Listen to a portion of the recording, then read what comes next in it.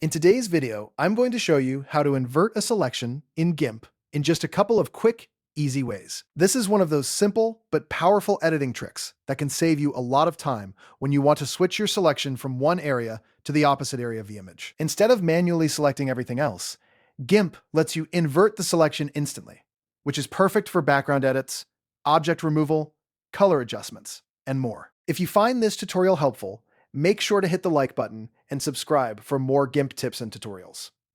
Alright, let's jump right in. First, make your initial selection using any selection tool you want.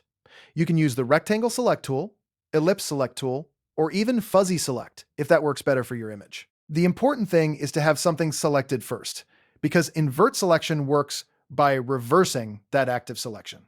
Once your selection is in place, you're ready to flip it. The fastest way to invert a selection in GIMP is with a keyboard shortcut. If you're on Windows or Linux, press Ctrl plus I. If you're using a Mac, press Command plus I.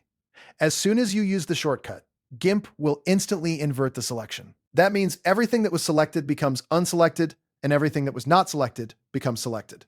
It's a very fast workflow, especially if you're editing often and want to move quickly. Now, if you prefer using the menu instead of the keyboard, GIMP makes that easy too. With your selection already active, go up to the top menu bar and click Select. From the drop-down menu, choose Invert. That does the exact same thing as the shortcut, but some users find it easier to remember when they are still learning the software. After you invert the selection, look closely at the canvas.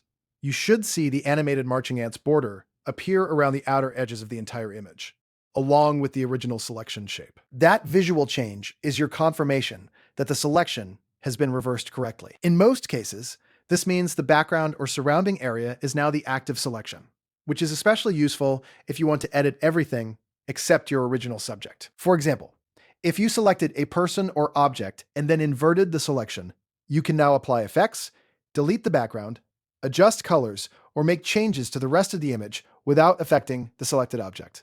This is one of the most common uses for invert selection in GIMP, and once you get comfortable with it, you'll probably use it all the time.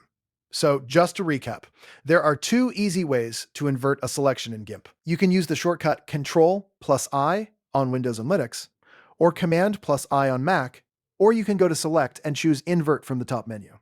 Both methods do the same thing. So pick whichever one fits your workflow best. If this video helped you out, please give it a thumbs up, and subscribe to the channel for more quick GIMP tutorials, beginner tips, and editing shortcuts. Thanks for watching, and I'll see you in the next one.